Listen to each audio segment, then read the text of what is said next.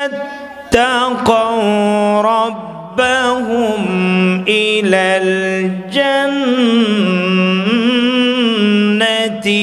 زمرا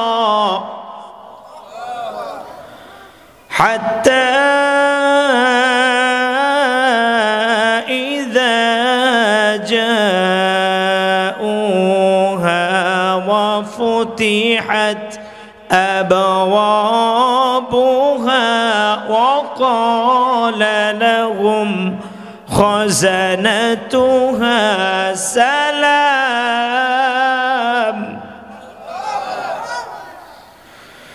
سلام عليكم طبتم فادخلوها خالدين।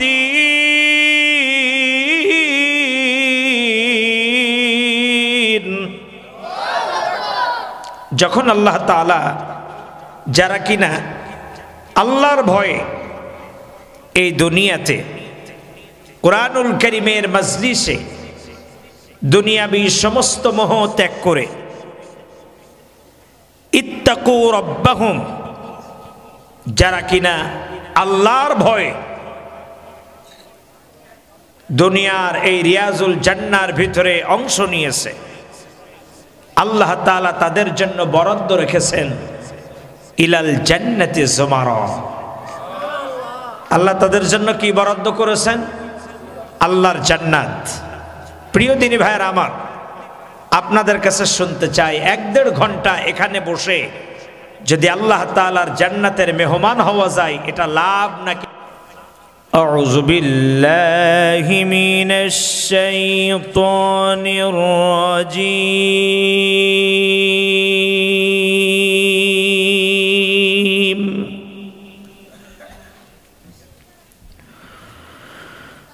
বিসমিল্লাহির রহমানির রহিম।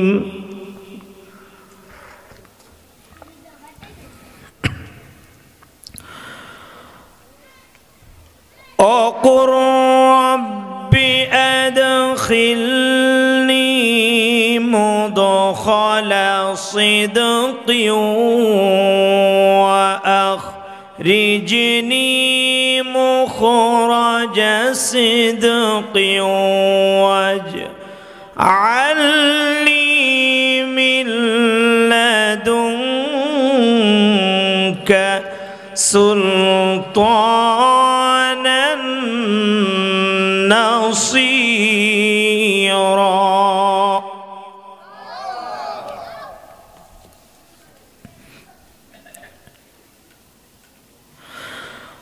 وقل جاء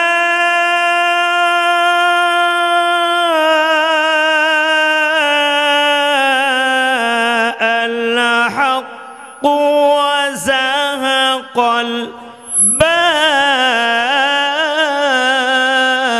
الباطل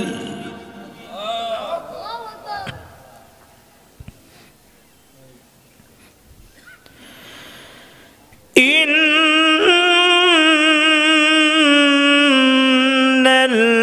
الباطل كان زهوقا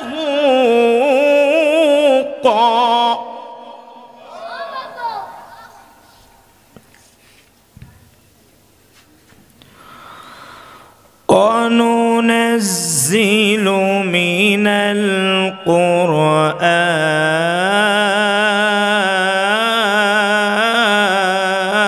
القرآن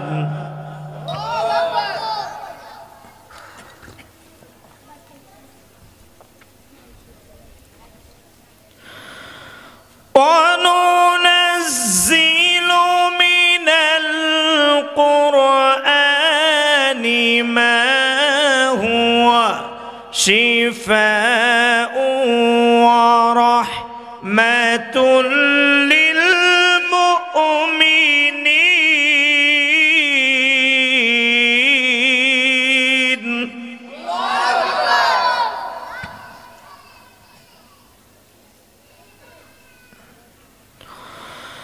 ولا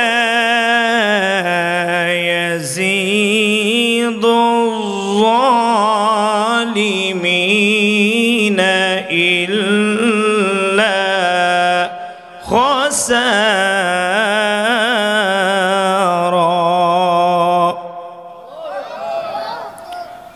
صدق الله العظيم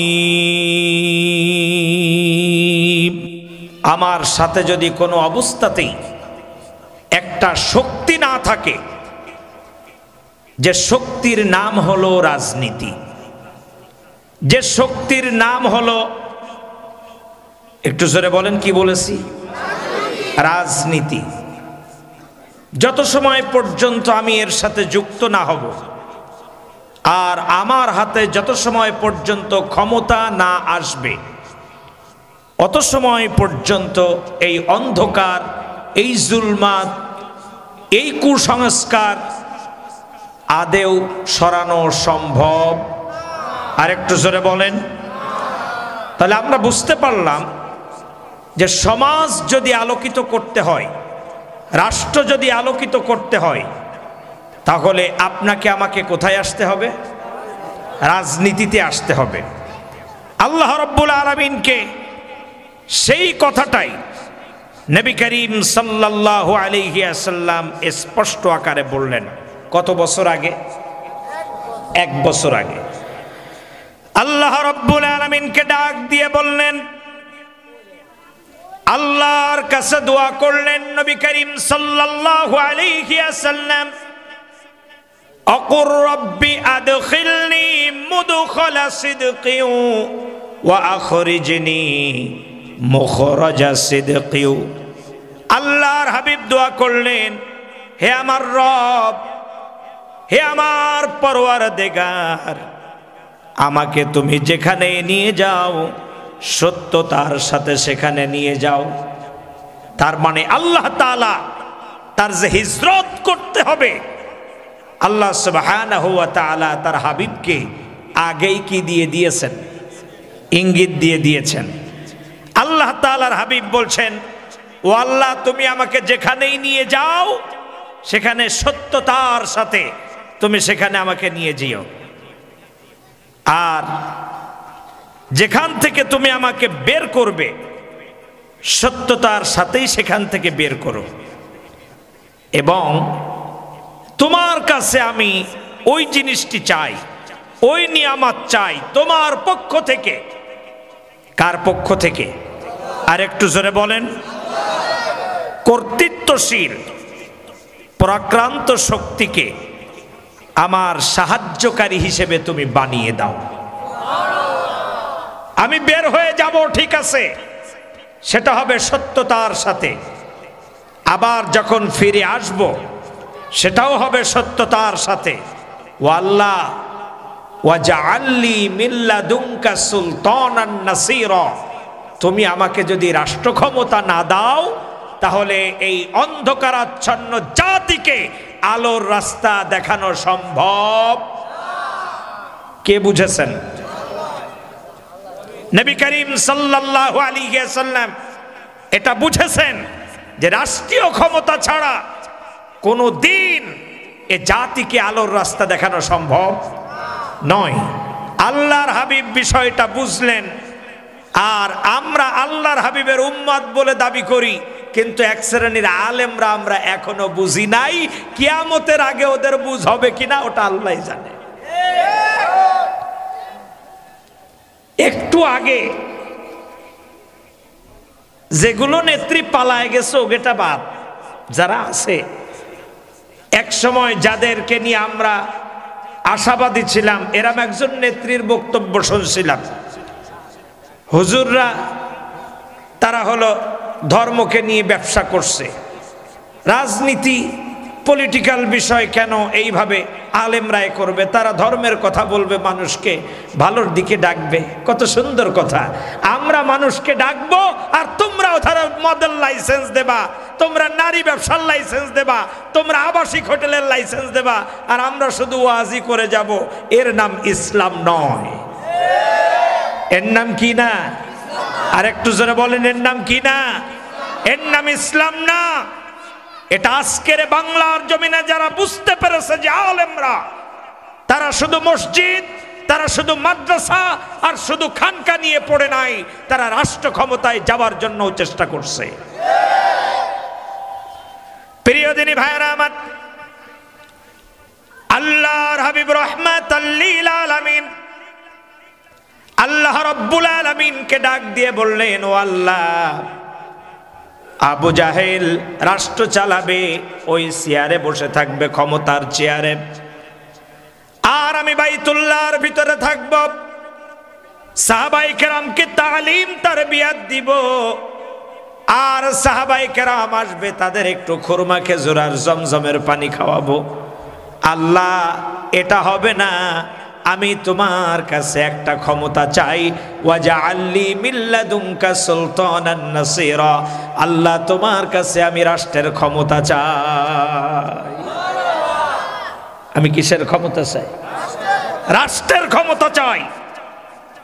আবু জাহেল যেখানে বসে আইন পাস করে, ওই জায়গায় আমাকে যেতে হবে, কারণ ওই জায়গায় যদি আমি যেতে পারি, তাহলে আবু জাহেল যে চেয়ারে বসে মদের পক্ষে রায় লিখছে, আমি সেখানে যে কি করব? মদের বিরুদ্ধে যাব। আবু জাহেল যেখানে বসে অপসংস্কৃতির পক্ষে কাজ করছে, আমি ওখানে যে অপসংস্কৃতির বিপক্ষে কাজ করব। আল্লাহ, এজন্য আমি ওই চেয়ারটা আগে চাই। তাহলে বোঝা গেল যে এই যে চেয়ার, এই চেয়ারটা কিসের চেয়ার? একটু জোরে বলেন, আর একটু জোরে বলেন। ক্ষমতার চেয়ার। তার বাস্তবতা দেখুন। একটু আগে বিগত 2 দিন এখানে আমাদের উস্তাদ তুল্য মাওলানা ফজলুল করিম সাহেব এখানে বসছে, তাই না? আজকের তার ক্ষমতা নেই, তিনি এখানে আজকের বসা নাই। একটু আগে এখানে মোস্তফা কামাল ভাই বসেছিলেন, এখন আমি তাকে সরায় দিয়ে আমি বসছি। আমিও সর্বোচ্চ 10টা 10:15 পর্যন্ত বসা থাকবো, এরপরে আমার এই ক্ষমতার চেয়ারও থাকবে। আরো জোরে বলেন। ঠিক তেমনি আপনার আমার এলাকার ইউনিয়ন পরিষদের যিনি চেয়ারম্যান, তার ক্ষমতার চেয়ার কত দিনের? 5 বছর। রাষ্ট্র ক্ষমতায় যারা, তাদের কত দিনের? 5 বছর। কাজেই আপনার আমার এই ক্ষমতা স্থায়ী নয়, অস্থায়ী। আর একজনের ক্ষমতা স্থায়ী, যিনি সব চেয়ারকে নিয়ন্ত্রণ করেন, যিনি সব চেয়ারকে নিজ হাতে পরিচালনা করেন, তিনি কে? তাবারাকাল্লাযী বিয়াদিহিল মুলকু ওয়া হুয়া আলা কুল্লি শাইইন কাদির। যার ক্ষমতা কেউ আজ পর্যন্ত নিতে পারে নাই, কিয়ামত পর্যন্ত পারবে না, কিয়ামতের পরেও পারবে না। তিনি ছিলেন, তিনি আছেন, তিনি থাকবেন।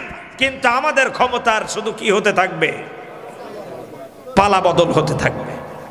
প্রিয় দিনী ভাইয়ের আমার, এই ক্ষমতার পালা বদল, এটা উত্থান পতন তিনিই ঘটান। কে ঘটান? আর একটু জোরে বলেন। দীর্ঘদিন জালিমেরা আপনার আমার মাথার উপরে চেপেছিল, এর জন্য দায়ী কারা? একটু জোরে বলেন, এর জন্য দায়ী কারা? এর জন্য কিন্তু জালিমরা দায়ী না, আমরাই দায়ী। কারণ আমাদের কর্মের ফল খারাপ হতে হতে এমন পর্যায়ে চলে গিয়েছিল, যার কারণে আল্লাহ রাব্বুল আলামিন বললেন, তোমাদেরকে রাস্তায় আনার জন্য জালিম শাসক প্রয়োজন। জালিমদেরকে আমাদের মাথার উপরে বসায় দিয়েছে। যখন আমরা মার খাওয়া শুরু করেছি, তখন আস্তে আস্তে সবাই একত্র হয়ে চলে আসছে, আর জালিমরা হয়ে গেছে সম্পূর্ণ আলাদা। বাংলাদেশের 16 কোটি তাওহীদি জনতা একসাথে যখন স্লোগান দিয়েছে, জালিমরা পলাতে কি হয়েছে? আরো জোরে বলেন।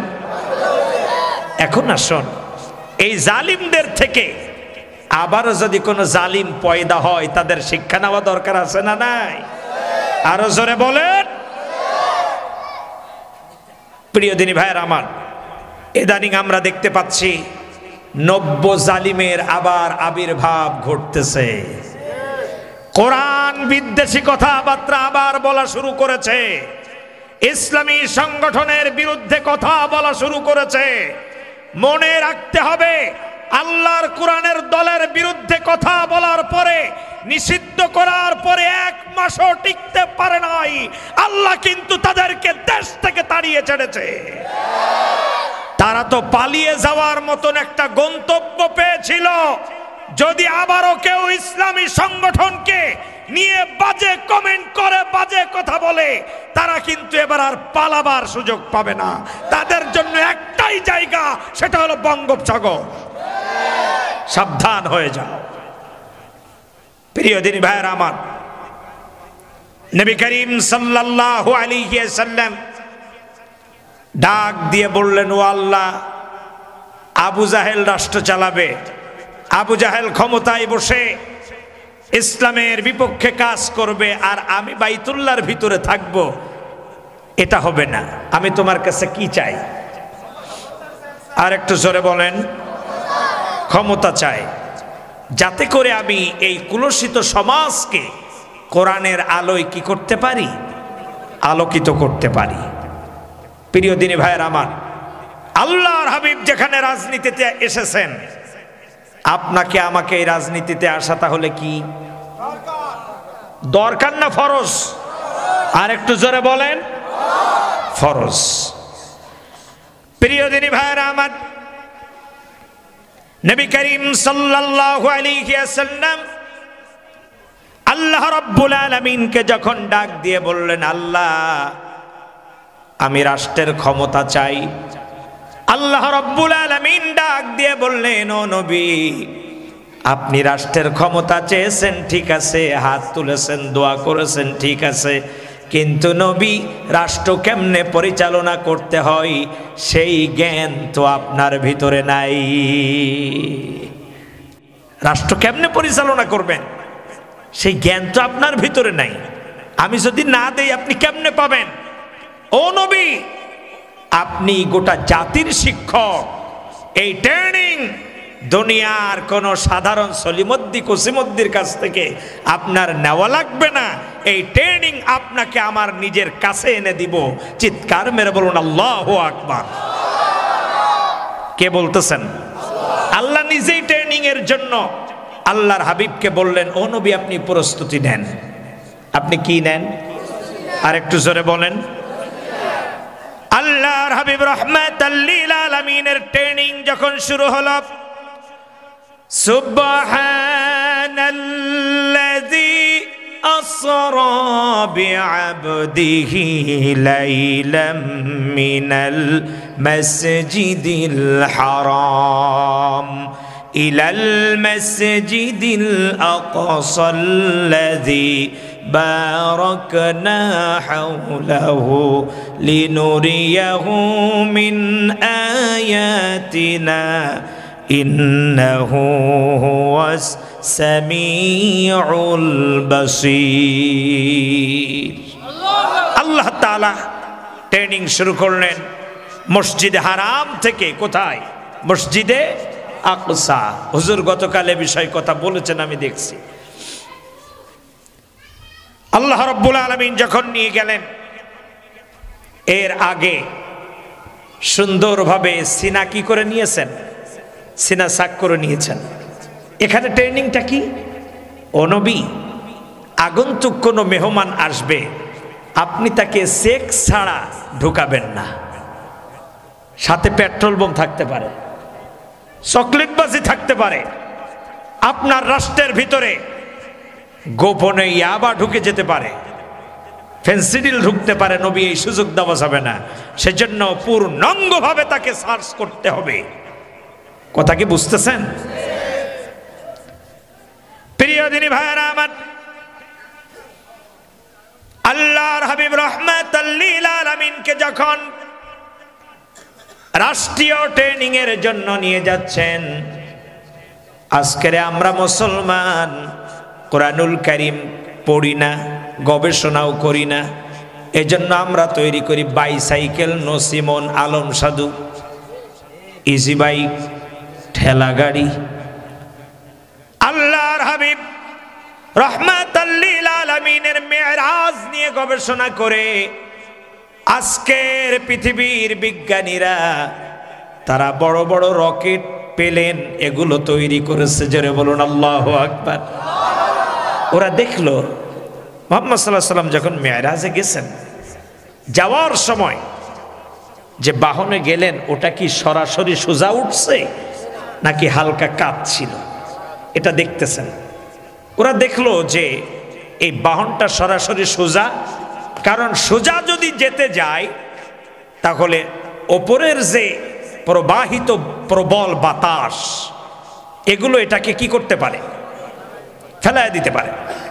ফেলানোর শক্তি তো নাই, কারণ এই শক্তি কে দিয়েছে? কিন্তু এই মেরাজের শিক্ষা নিয়ে যেন কিয়ামত পর্যন্ত মানুষেরা উপকৃত হতে পারে, আল্লাহ সেই রাস্তা খুলে দিয়েছেন। প্রিয় দিনী ভাইয়ের আমার, নবী করিম সাল্লাল্লাহু আলাইহি ওয়াসাল্লামকে নিয়ে গেলেন, কিন্তু হালকা কি ছিল? কাত ভাবে। আপনি বাস্তবতা দেখুন, আপনার বাড়িতে যে দা আছে, যেটায় ধার কম বা বেশি যাই থাকুক, আপনি সরাসরি একটা বাঁশের ওপরে যদি এইভাবে ঘা দেন তাহলে ওটা কাটবে নাকি উল্টা ড্রপ করবে? কেন করবে? শক্ততায়। এখন এটাকে যদি আপনি কাটতে যান বা একটু ডিপ করতে যান, এর জন্য আপনাকে দাটা কিভাবে মারতে হবে? অ্যাঙ্গেলে। অ্যাঙ্গেলে যেই মারবেন, দায় যদি ধারও না থাকে তাও একটু হলে কাটবে।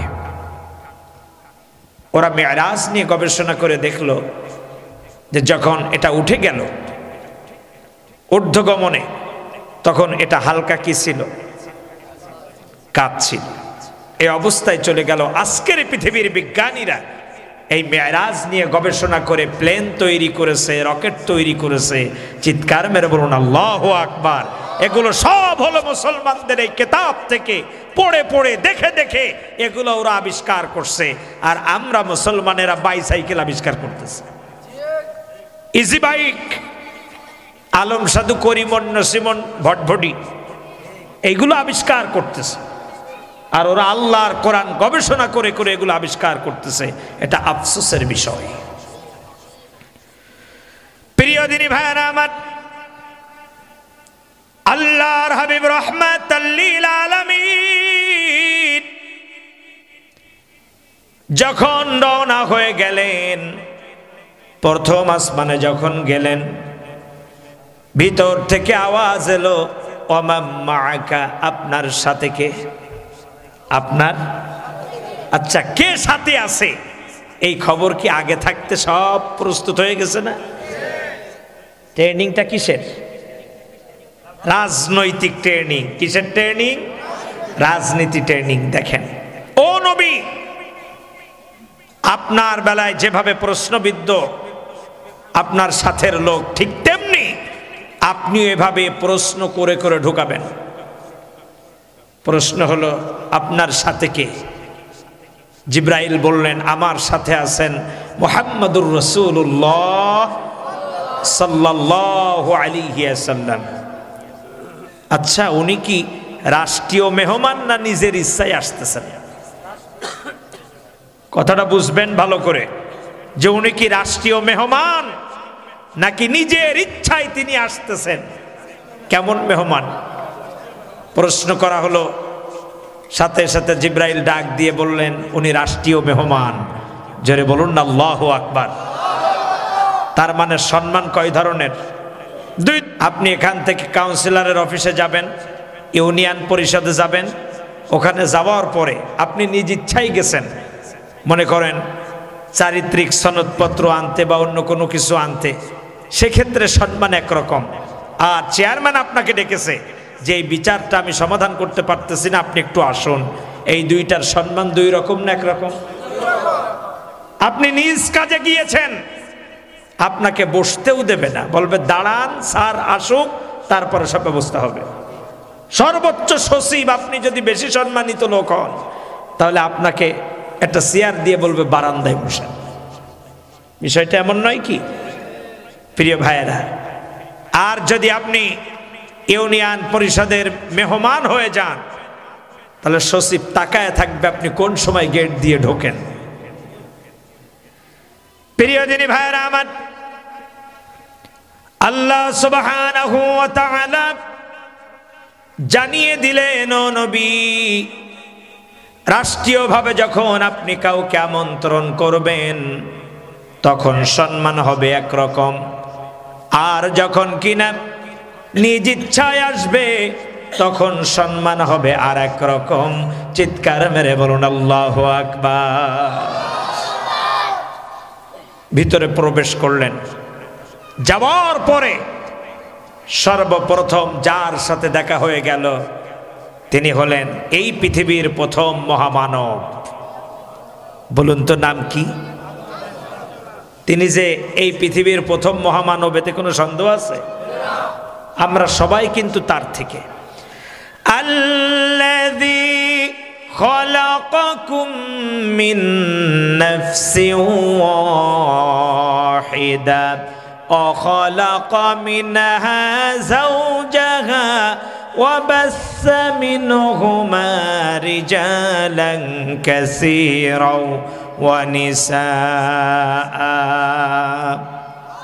আল্লাহ বলছেন, আল্লাযী খলাকাকুম মিন নাফসিন ওয়াহিদা, আমি তোমাদেরকে সৃষ্টি করেছি মাত্র একটি দেহ থেকে। কয়টি দেহ? আর একটু জোরে বলেন। একটি দেহ। সেই দেহটা কার? আদম আলাইহিস সালামের।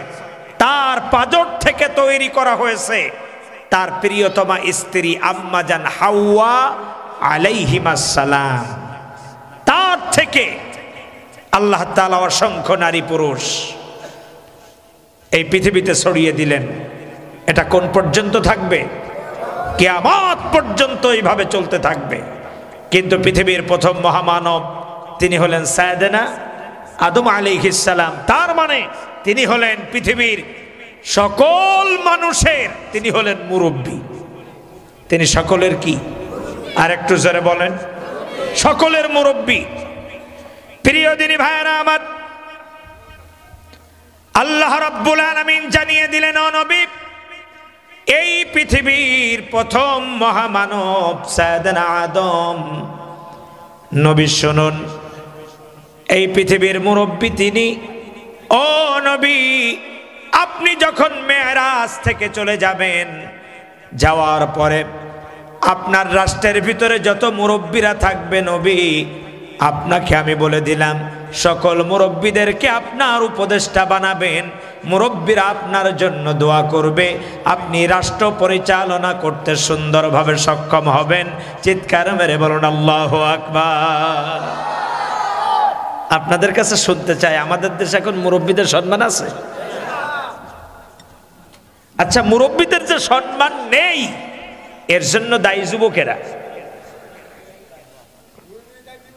হ্যাঁ, মুরব্বীদের যে সম্মান নাই আমাদের দেশে এর জন্য দায়ী কারা? মুরব্বীরাই দায়ী। কারণ আপনার সন্তানকে আপনি যদি ইকামতে দ্বীনের কর্মী বানিয়ে দিতেন, কোরআনের ছাত্র বানাতেন, ইলমে দ্বীন আগে শিক্ষা দিতেন, আপনার এই সন্তান, আপনার এলাকার এই ভাইয়ের সন্তান কোনো দিন আপনার সাথে বেয়াদবি করতো না। কথা বলেন না কেন? তার বাস্তবতা হল মদিনাতুল মুনাওয়ারায় সালাতুল আসরের সময় হয়ে গিয়েছে। সাইয়েদনা আলী রাদিয়াল্লাহু তাআলা আনহু রওনা হলেন আসরের নামাজের উদ্দেশ্যে। এমন চিপা গলি, সাইড থেকে আসা যায় না, পেছনে পেছনে আসতেছেন। এমন সময় সামনে একজন মুরব্বী ঠুক ঠুক ঠুক ঠুক করে লাঠি দিয়ে সামনে চলে। সাইয়েদনা আলী রাদিয়াল্লাহু তাআলা আনহু একবার সূর্যের দিকে তাকায় আর একবার মুরব্বীর দিকে তাকায় আর চিন্তা করে, আল্লাহ রে, মুরব্বীকে যদি আমি ডিঙ্গায়ে সামনে চলে যাই বেয়াদবি হয়ে যাবে, বেয়াদবি করে ফেলবো। আবার ওধারে যদি সূর্যের দিকে তাকায় তাহলে তো সালাতুল আসর কাজা হয়ে যায়। আয় আল্লাহ, আমি এখন কি করব? কিন্তু ইনি তো দাড়ি পাকা একজন মুরব্বী। মজার বিষয়, ওই মুরব্বী কিন্তু মুসলমান না খ্রিস্টান। তিনি কি খ্রিস্টান, অমুসলিম। সাইয়েদনা আলী রাদিয়াল্লাহু তাআলা আনহু চিন্তা করছেন, যা আছে কপালে সমস্যা নাই, এনার পেছনে পেছনেই যাব, আল্লাহ ভরসা, যে কয় রাকাত পাই পাবো। কিছু দূর আসার পরে দাড়ি পাকা মুরব্বী অমুসলিম তিনি যেই অন্যদিকে ঢুকে গেছেন, সাইয়েদনা আলী রাদিয়াল্লাহু তাআলা আনহু আজও দৌড় কালো দৌড়ায় এসে পেছনে। আর আল্লাহর হাবিব তখন প্রথম রাকাতের কেবল রুকুতে গেছেন। জিবরাইল আমিন ডাক দিয়ে বললেন, ও নবী, যত সময় পর্যন্ত আপনার আলী নামাজে এসে না সুবহানা রাব্বিয়াল আযীম যত সময় না পড়বে, ও নবী আপনি ততক্ষণ পর্যন্ত রুকু থেকে মাথা উঁচু করবেন না। ও নবী অতক্ষণ পর্যন্ত আপনি এভাবে থাকুন, আপনার আল্লাহর আদেশ। আল্লাহ রাব্বুল আলামিনের কাছে এত পছন্দনীয় হয়েছে যে একজন দাড়ি পাকা মুরব্বীকে সাইয়েদনা আলী রাদিয়াল্লাহু তাআলা আনহু যুবক মানুষ এই সম্মান করছে। এটা দেখে আল্লাহর কাছে এত পছন্দনীয় হলো, এত ভালো লাগলো, জিবরাইলকে দিয়ে রুকু অবস্থায় থাকবার আদেশ দিলেন। এমন সময় সাইয়েদনা আলী পেছনে আসলেন, তাসবিহ পাঠ করলেন। এরপরে যখন রুকু থেকে উঠলেন, নামাজ শেষ করলেন, সাহাবায়ে আজমাইনের ভিতরে কানাঘোষা শুরু হয়ে গেছে, নিশ্চয়ই নামাজের ভিতরে ওহী নাজিল হয়েছে। ইয়া রাসূলুল্লাহ, প্রথম রাকাতের রুকুতে আপনি এত কেন দেরি করলেন, লেট করলেন? আপনি লেট করেন ঠিক আছে, কিন্তু এতটা টাইম তো নেন না। আল্লাহর হাবিব ডাক দিয়ে বললেন, আলী রে, তুমি কি নামাজে আসো নাকি? সাইয়েদনা আলী রাদিয়াল্লাহু তাআলা আনহু সকলের মাঝে দাঁড়িয়ে গিয়ে বললেন, ইয়া রাসূলুল্লাহ, আসি। আল্লাহর হাবিব বললেন, আলী, রাস্তায় তোমার সাথে কি ঘটনা ঘটেছে তুমি একটু তোমার ভাইদেরকে শুনিয়ে দাও। চিৎকার মেরে বলুন আল্লাহু আকবার। তোমার ভাইদেরকে একটু শুনিয়ে দাও যে রাস্তায় তোমার সাথে কি ঘটনা ঘটছে। প্রিয় দিনী ভাইয়ের আমার, আল্লাহর হাবিবের পরে বললেন, এতটাই আল্লাহর কাছে পছন্দনীয় হয়েছে যে একজন যুবক মানুষ একজন দাড়ি পাকা মুরব্বীকে সম্মান করছে। আল্লাহ আমাকে স্টপ করে দিয়েছেন রুকুর ভিতরে। আজকের যুবকেরা মুরব্বীদেরকে সম্মান করে না, আর মুরব্বীরাও ছোটদেরকে স্নেহ ভালোবাসা দেয় না যতটা দেওয়া দরকার ছিল। কথা বলেন না কেন? কারণ আপনার আমার থেকেই যারা মুরব্বী হয়ে গিয়েছেন তাদের থেকেই তো যুবক ছেলেরা শিখবে। কিন্তু দেখা গেল অনেক মুরব্বীরাই এখনো পর্যন্ত অনেক অপকর্ম, খারাপ কাজ, নোংরামি কাজ এখনো পর্যন্ত ছাড়তে পারে নাই। এরা মুরব্বী আছে না নাই? প্রিয় ভাইয়েরা আমার, নবী করিম সাল্লাল্লাহু আলাইহি ওয়াসাল্লাম যখন প্রথম আসমানে গেলেন, দেখা হলো কার সাথে? আদম আলাইহিস সালামের সাথে। আল্লাহ রাব্বুল আলামিন জানিয়ে দিলেন, ও নবী, এই পৃথিবীর প্রথম মহামানব, ও নবী, এই পৃথিবীর সর্বপ্রথম যিনি এসেছেন তিনি হলেন আপনাদের মুরব্বী। ও নবী, আপনি দুনিয়াতে যাওয়ার পরে এভাবে করে আপনি মুরব্বীদেরকে সম্মান করবেন যেভাবে আপনাকে আমি এখানে সম্মান দেখাতে বলেছি। তাহলে মুরব্বীরা আপনার জন্য দোয়া করবে, আপনি সুন্দরভাবে দেশটাকে পরিচালনা করতে পারবেন। আদম আলাইহিস সালাম দোয়া করলেন কার জন্য? নবী করিম সাল্লাল্লাহু আলাইহি ওয়াসাল্লামের জন্য। প্রিয় ভাইরা, আমরা যারা মুরব্বী এখানে আছেন, আপনারা যারা আছেন, বাচ্চাদের জন্য দোয়া করেন তো? একটু জোরে বলেন, কবুল হয় তো? হ্যাঁ, দোয়া করব আমি, আর আল্লাহ বুঝে বেড়াক যে কবুল হবে কি হবে না, তাই তো? তার মানে আমার ইমিডিয়েটলি আমার পরের যে ছোট ভাইটা, ও তখন ক্লাস 2তে অথবা 3তে পড়ে। পরীক্ষা দিয়ে আসলে আমি বলতেছি, এই আরাফাত পরীক্ষা কেমন হয়েছে? পরীক্ষা খুব সুন্দর হয়েছে, প্রাইমারিতে তো। তা পরীক্ষা ভালো হয়েছে, কেমন ভালো? বলে পাগল পাগল যে কয়টা তার চাইতে ভালো হয়েছে। যেগুলো পাগল পাগল টাইপের তাদের চেয়ে পরীক্ষা ভালো হয়েছে। তা পাশ করবি তো? আমার দরকার ছিল পরীক্ষা দেওয়া, এরপরে টাল্লা বুঝে বেড়াক। কথাটা সেইরাম হয়ে গেল না? দোয়া আপনি করবেন, আপনার তো একটা মনোবল থাকতে হবে যে আমার দোয়া আল্লাহ শুনবেন কিনা। আপনি আমি যদি আল্লাহর হয়ে যাই, আপনি আমি যদি আল্লাহর জন্য কিছু করি, তাহলে আমি যদি আল্লাহকে কিছু বলি, আল্লাহ আমার কথা শুনবেন না? আপনি আমি আল্লাহকে বলার পরে আল্লাহ তাআলা এবার বিবেচনা করবেন যে আমার বান্দাকে এটা দুনিয়াতে দিলে তার কল্যাণ বেশি নাকি আখেরাতে দিলে কল্যাণ বেশি, আপনাকে সেখানেই দান করবেন। প্রিয় দিনী ভাইরা আমার, রাহমাতাল লিল আলামিন এভাবে করে প্রতিটা স্তরে স্তরে যখন গেলেন, প্রত্যেকটা স্তরে স্তরে প্রশ্ন হলো তিনি কি রাষ্ট্রীয় মেহমান নাকি নিজের ইচ্ছায়? ভিতর থেকে প্রতিটা আওয়াজ এলো তিনি রাষ্ট্রীয় মেহমান। আল্লাহর হাবিব রাহমাতাল লিল আলামিন এবার সামনে যেয়ে দেখলেন তার আগমনের কারণে একটা গেট সাজিয়েছেন আল্লাহ তাআলা একজন ফেরেশতা দিয়ে, যার মাথা হলো 70,000। কয়টা মাথা? একটু জোরে বলেন। 70,000 আল্লাহর হাবিব দেখতেছেন।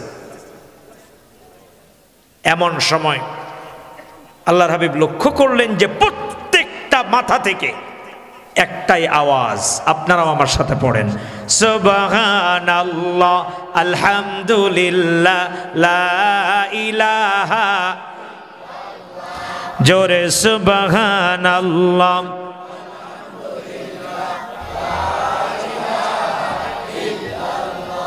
সুবহানাল্লাহ আলহামদুলিল্লাহ লা ইলাহা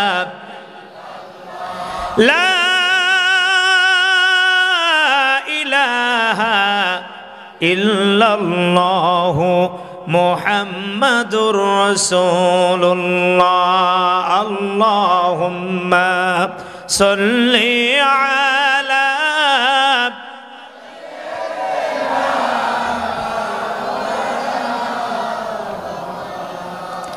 وعلى آل سيدنا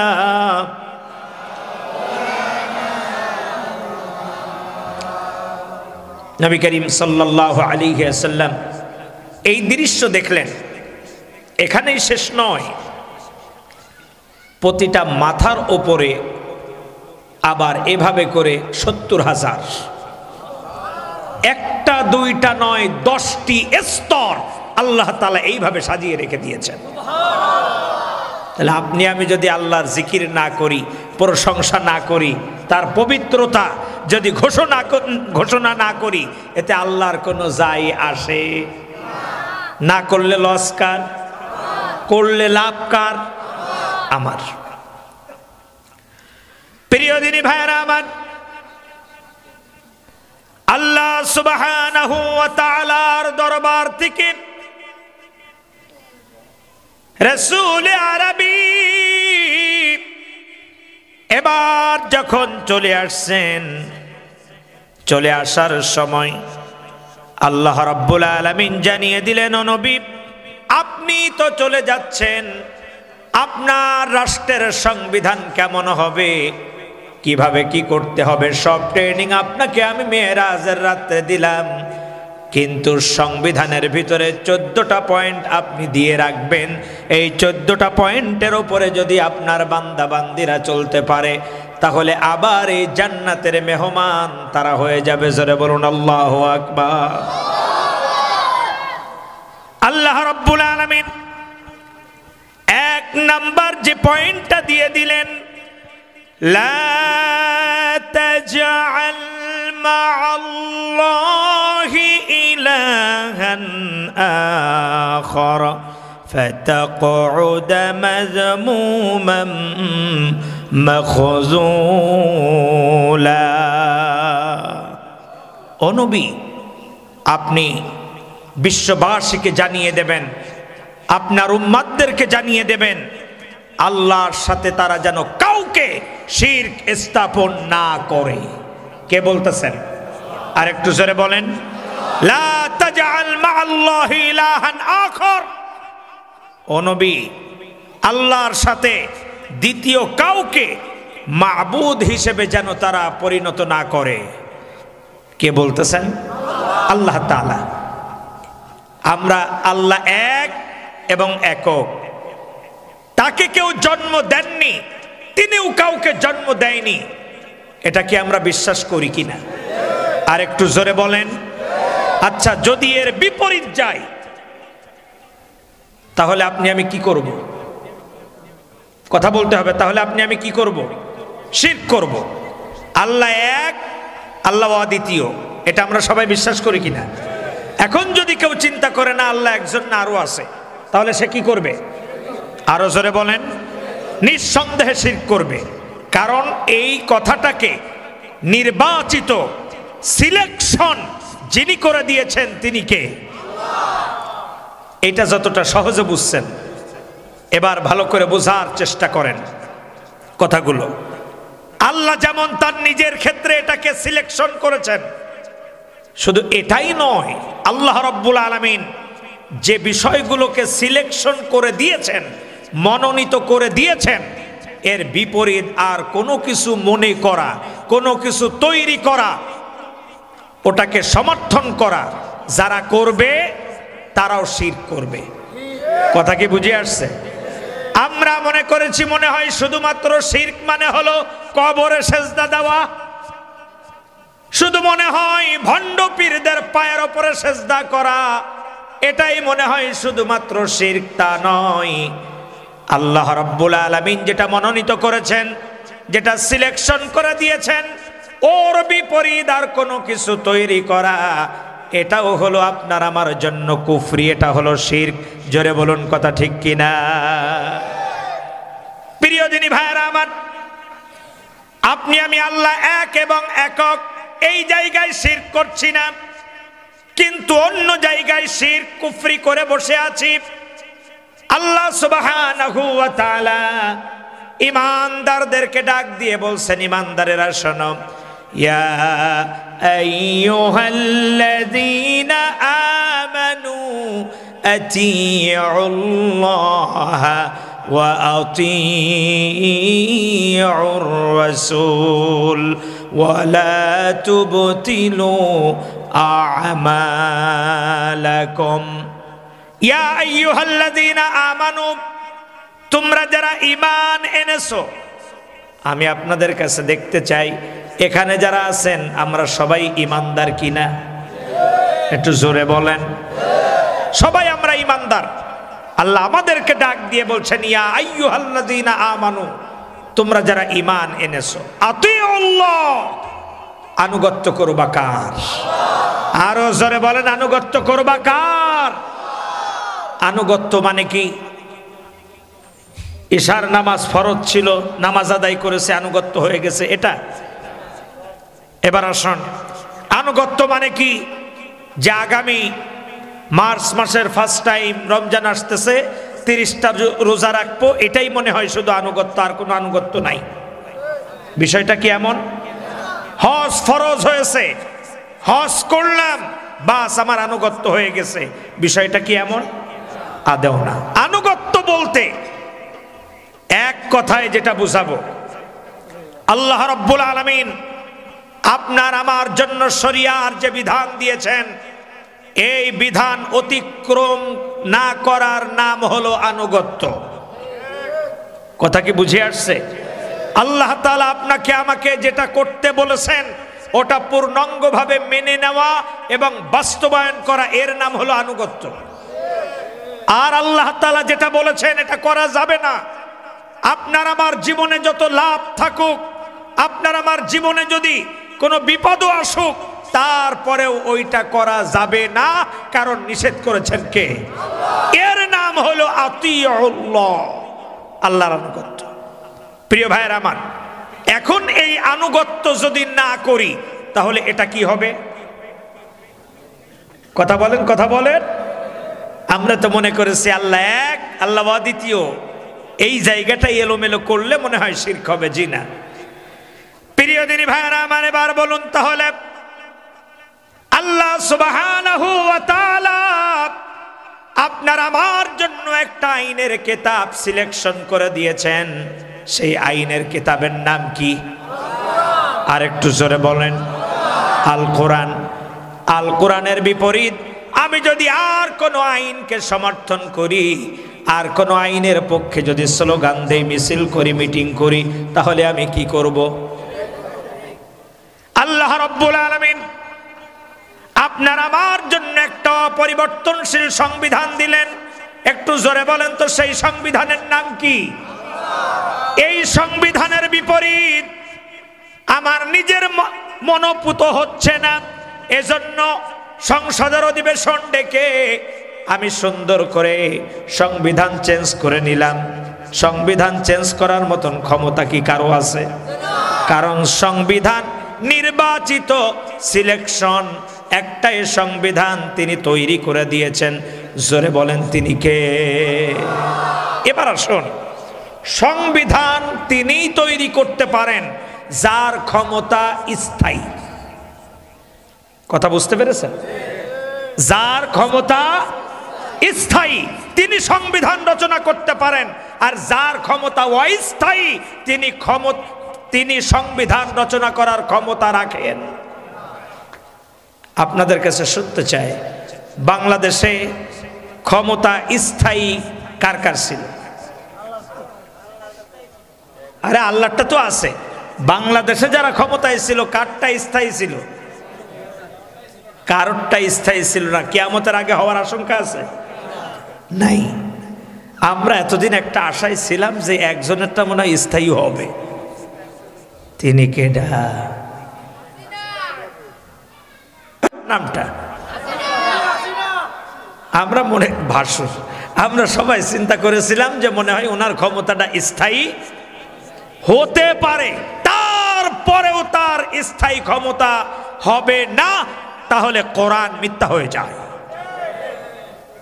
প্রিয় ভাইয়ের আমার, তার মানে দুনিয়ার কেউ সংবিধান রচনা করার মতন যোগ্যতা, জ্ঞান, প্রজ্ঞা, হিকমা আল্লাহ কাউকে দেন। এটা তিনি তৈরি করে দিয়েছেন, যার ক্ষমতা, আর একটু জোরে বলেন, স্থায়ী। তাহলে আল্লাহ বলছেন আমার ক্ষমতাটা স্থায়ী, আর আমি যাকে খুশি ক্ষমতা দেই, যার খুশি তাকে আমি ক্ষমতার থেকে থাপ্পড় মেরে নামিয়ে দেই। যারা বলেছিল যে এর হাত থেকে কেউ ক্ষমতা নিতে পারবে না, ভালো করে এঁটে বসছে, তার মানে বোঝা গেল তারা কি করেছে? এই যে না, শিরক করেছে। কারণ আল্লাহ বলছেন যে ক্ষমতা স্থায়ী না, আর এরা বলেছে এর হাত থেকে ক্ষমতা নেওয়ার মতন কারো সাধ্য নাই। আল্লাহ বলছেন বিএমপিও লাগবে না, জামাতও লাগবে না, সরমনাও লাগবে না, যারা ক্ষমতার থেকে নামাবে তারা হলো সব দুধের বাচ্চা। কি বিষয়টা তাই নয় কি? বড় বড় গাররা গাররা নেতারা যা পারে নাই, আমার দেশের ইন্টারমিডিয়েটে পড়া ছেলে, অনার্স ফার্স্ট ইয়ারের ছেলে মেয়েরা সেই জালিমদেরকে বিদায় করে ছেড়েছে। দীর্ঘ 15 বছর 7 মাসে কোনো কথা বলার সাহস পাই নাই। বর্তমান লক্ষ্য করে দেখছি যারা কথা বলার সাহস পাই নাই, তারাই বৈষম্য ছাত্র আন্দোলনের আমার কোমলমতি ভাইদেরকে নিয়ে বাজে বাজে মন্তব্য করতেছে। প্রশ্ন, নেতারা তোমরা 15 বছর 7 মাস কই ছিলা? লম্বা লম্বা কথা বলো, অমুক বেয়াদব ছোট্ট এক বান্দর বড় বড় কথা কয়। তুমি 15 বছর 7 মাস কই ছিলা? বাতিলের সাথে লিয়াজু করে চলেছ, তার বাস্তব প্রমাণ বর্তমান তুমি সেটা দেখায় দিচ্ছ। প্রিয় ভাইয়ের আমার, রাগ করবেন না, কথাগুলো বুঝবেন। আপনাদের কাছে বার প্রশ্ন করি, তাহলে সংবিধান কে তৈরি করতে পারেন? যার ক্ষমতা, জোরে বলবেন। সংবিধান কে রচনা করতে পারেন? যার ক্ষমতা স্থায়ী। সংবিধান বানানোর মতন ক্ষমতা নেই কার? যার ক্ষমতা স্থায়ী না। কারণ আপনি আজকের একটা সংবিধান তৈরি করবেন, আবার 5 বছর পরে আরেকজন এসে আরেকটা তৈরি করবে, সে আবার 5 বছর পরে আরেকজন তৈরি করবেন। আল্লাহ এই সুযোগ দেন নাই। প্রিয় দিনী ভাইয়েরা আমার, তাহলে আমরা বুঝতে পারলাম কোরআনুল কারীমের বিপরীত আর একটা সংবিধান যারা রচনা করবে তারা কি করলো? যারা এটাকে সমর্থন করলো তারা কি করলো? যারা এটাকে বাস্তবায়নের জন্য মিছিল করলো তারা কি করলো? যারা টাকা দিয়ে সহযোগিতা করলো তারা কি করলো? যারা মনে মনে ভালোবাসলো, একই অপরাধে অপরাধী। আমরা এই 15 বছর 7 মাসে তা করে ফেলেছি না? কথা বলেন না কেন? করে তো ফেলেছি, ফেরার উপায় কি? فَمَن يَكْفُرْ بِالطَّاغُوتِ وَيُؤْمِنْ بِاللَّهِ فَقَدِ اسْتَمْسَكَ بِالْعُرْوَةِ الْوُثْقَى لَا انفِصَامَ لَهَا وَاللَّهُ سَمِيعٌ عَلِيمٌ। আমরা যদি ওই রাস্তা ছেড়ে চলে আসি, আমাদেরকে ক্ষমা করে দিবেন কে? আরো জোরে বলেন কে? কাজে আজকের এই তাফসিরুল কোরআন মাহফিলে আপনাকে আমাকে শপথ গ্রহণ করতে হবে, হাত উঁচু করে। দীর্ঘ 15 বছর 7 মাস জালিমদের সাথে লিয়াজু করেছি, তাদের সংবিধান বাস্তবায়নের জন্য চেষ্টা করেছি। আজকের তওবা করছি, আর করব না। যতদিন বেঁচে থাকব কোরআনের পক্ষে রাজনীতি করব, কোরআনের আইনকে প্রতিষ্ঠার সংগ্রাম করব, প্রয়োজনে জীবন দেব। তারপরও জাতীয় সংসদে কোরআনের সংবিধান পৌঁছানোর জন্য চেষ্টা করে যাব। কে কে দুহাত তুলে আল্লাহকে দেখাও।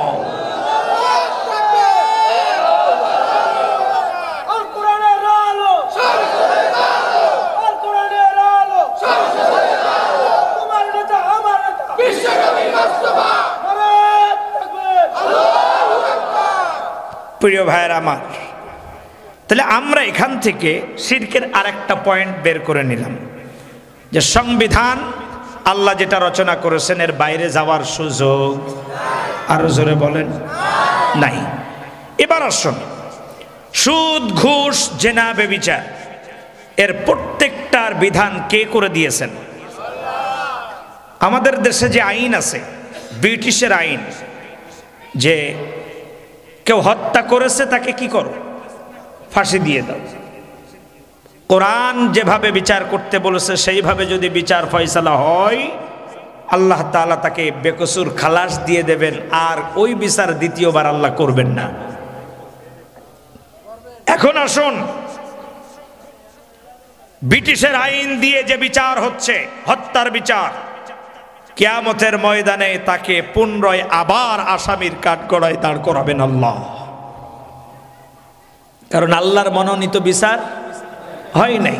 আল্লাহ যেভাবে হত্যাকারীকে হত্যা করতে বলেছে, জেনাকারীকে যেভাবে জেনার শাস্তি দিতে বলেছে, আপনি আমি সেইভাবে দেই নাই কোরআনের সংবিধান অনুযায়ী। সেই জন্য এই লোকটি নিষ্পাপ হতে পারলো, আবার ওই বিচারের কাঠগড়ায় তাকে দাঁড় করাবেন কে? সেজন্য বাংলার জমিনে যদি কোরআনের সংবিধান চালু হয়ে যায়, যে বিচার একবার কোরআন দিয়ে হয়ে যাবে, ওই বিচার পুনরায় আল্লাহ কিয়ামতের ময়দানে আর করবেন। তাহলে আপনার আমার এই বাংলার জমিনে কোরআনের শাসন প্রয়োজন আছে না নাই? আরো জোরে বলেন, প্রয়োজন আছে না নাই? এতে লাভ কি? আপনি আমি সোনার মানুষ হয়ে যেতে পারবো দুনিয়ার থেকে। এখন এই সংবিধান রচনা করতে গেলে আগামী নির্বাচনের আগে আল্লাহর ফেরেশতারা নাজিল হবেন, তারা পোস্টার মেরে দিয়ে যাবেন, তারা লিফলেট বিতরণ করবেন, তারা ইসলামিক দলের পক্ষে ভোট চেয়ে যাবেন, এরপরে ইসলামিক দলগুলো ক্ষমতায় গিয়ে তারপরে রাষ্ট্র পরিচালনা করবেন ইনশাআল্লাহ। ইনশাআল্লাহ বললেন কেন? এই কাজ কারা করবে? একটু জোরে বলেন, এই কাজ কারা করবে? আপনাদের কাছে শুনতে চাই, ইসলামের পক্ষে যারা থাকবে, কোরআনের পক্ষে যারা থাকবে, তাদের পক্ষে কাজ করতে আপনারা রাজি আছেন? আরো জোরে বলতে হবে, তাদের পক্ষে কাজ করতে রাজি আছেন? এক কাপ দুই কাপ চাতে ভুলে যাবেন না তো? শোনেন, ভালো করে কথাটা বোঝেন। আপনি যদি ইসলামিক দলের পক্ষে কাজ করেন, আপনি ওই নেতা যদি নির্বাচিত নাও হতে পারে, তারপরেও তার কর্মীদের মূল্য তার কাছে মৃত্যুর আগ পর্যন্ত থাকবে। আর অন ইসলামিক দলের পেছনে দৌড়াবেন, লাভ কি জানেন? আপনার ভোট দেয়া হয়ে যাবে, আপনার দামও শেষ। কি কথা সত্য না? মানে কেরাম চাচা যাচ্ছে ভোট দিতে। চাচা কোথায় যাচ্ছে? একটু জোরে বলেন। ভোট দিতে। এখন বলছে চাচা ভোট দিয়েছেন? বলেন না, এখনো তো দেই নাই, দিতে যাচ্ছি। কই দেখি আপনার বুড়ো আঙ্গুলটা, তার মানে কি লাগানো আছে কিনা? কালি। দেখে না, নাই। এই চাচারে তাড়াতাড়ি একটা 7 আপ দে। চাচারে কি দে? 7 আপ। এখন বেচারা যেই না মুখ খুলছে, তখন কি করে উঠছে বলেন তো? ফস করে যেই লাভ দিয়ে উঠছে মুখ। চাচা তো পেয়েছে ভয়। কিরে, এ তো বাপের জন্মেও দেখি নেই। বলছে চাচা এটা খাইতে হয়, খান। খাইলে শরীরে এনার্জি আসে, শরীরের ভিতরে শক্তি আসে, খান। চাচা বেশ ভালো করে খেয়েছে। খাওয়ার পরে ভোট দিয়ে যাওয়ার সময় বলতেছে যে বাজান ভোট দিয়ে আসছি, আর একটু দাও। সেম বোতল আর একটা দেশে দেওয়ার পরে যেই না মুখ খুলছে, দেখে যে ফস করে ওঠে নাই। পানি ঠান্ডা, কোনো সাড়া শব্দ নেই। এখন খাওয়ার পরে দেখে আগেরটার মতন ঝাঁঝও লাগে না। বলছে কি রে বাপ, আগেরটা দিছিলে কত সুন্দর ফস করে উঠলো, আর পরে যেটা দিলে এটা তো আমাদের মনে হচ্ছে কলের পানি। ওইটা চাচারে, ভোটের আগে যে পানিটা খাওয়া হয় ওটা ফস করে ওঠে, আর ভোটের পরেরটার ফস করে না। প্রিয় ভাইরা আমার, এটা হলো অন ইসলামিক দলের নীতি। আর আপনি যদি কোরআনের পক্ষে কাজ করেন, একজন নেতা ওই পর্যন্ত আপনাকে মনে রাখবে যতদিন পর্যন্ত সে বেঁচে থাকবে। শুধু তাই নয়, আপনার বিপদের দিনে আপনার পাশে দৌড়ায় চলে যাবে। আপনি ইসলামের জন্য, কোরআনের সংবিধানের জন্য জেলে গেছেন, আমি বুকে হাত দিয়ে কোরআনকে সামনে নিয়ে বলছি, কসম আল্লাহর, অনেক ভাইদের মুখে শুনেছি আমি যতদিন জেলে ছিলাম আমার পরিবার আরো বেশি ভালো ছিল, আর আমি বাইরে আসার পরে তো আবার কষ্ট করে খাওয়া লাগতেছে। তার মানে জেলে যাওয়ার সাথে সাথেই, ভাই কি ব্যাপার, আপনার বাড়ি বাজার আছে তো, চাউল চলে গেছে, এরপরে তরি তরকারি, বাচ্চাদের প্রাইভেটের খরচ কি লাগবে, একের পর এক ভাইয়েরা দেওয়ার জন্য প্রস্তুত। শুধু তাই নয়, শ্রমিক কল্যাণ ফেডারেশনের মাধ্যমে অনেক অসহায় ভাইয়েরা জেলখানায় তাদের জমি পর্যন্ত ধান রোপণ করে দিয়েছে আমার একামতে দিনের ভাইয়েরা। এর পরেও বলবেন এরা ভালো না।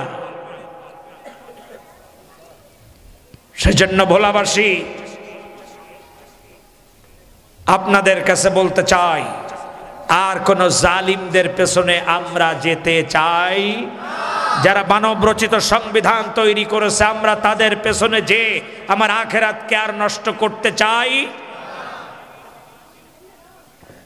তাহলে বোঝা গেল আপনারা হসপানিতে আর বিক্রি, আর একটু জোরে বলেন, কারণ এতদিন তো কম বেশি আমরা বিক্রি হয়ে দেখেছি যে কপালে কি শনির দশা আসে। আজকের দেখুন 15 বছর 7 মাস যারা বাংলাদেশটাকে একেবারেই তছনছ করে দিয়েছে, তারা সভা সমাবেশ ডাকতেছে, কেউ কেউ বলা শুরু করেছে এটা গণতান্ত্রিক দেশ, তাদের অধিকার আছে। তার মানে বোঝা গেল তলে তলে মাল খেয়েছে। জোরে বলুন কথা ঠিক কিনা? বাংলাদেশ চলবে বাংলাদেশের গতিতে, কোন ভারতীয় এজেন্ডাদের আর কোন পরামর্শ নিয়ে বাংলাদেশ চলতে চায় না। এদেরকে চিনে রাখুন ভালো করে। প্রিয় দিনী ভাইয়েরা, তাহলে আমরা 1 নাম্বার পয়েন্ট বুঝলাম যে আমরা যদি কোরআনের সংবিধানের বিপরীত যাই, আমাদের আতিউল্লাহ, আল্লাহর আনুগত্য হলো। তার মানে আমি কি করলাম? প্রিয় দিনী ভাইয়েরা আমার, এবার আসুন,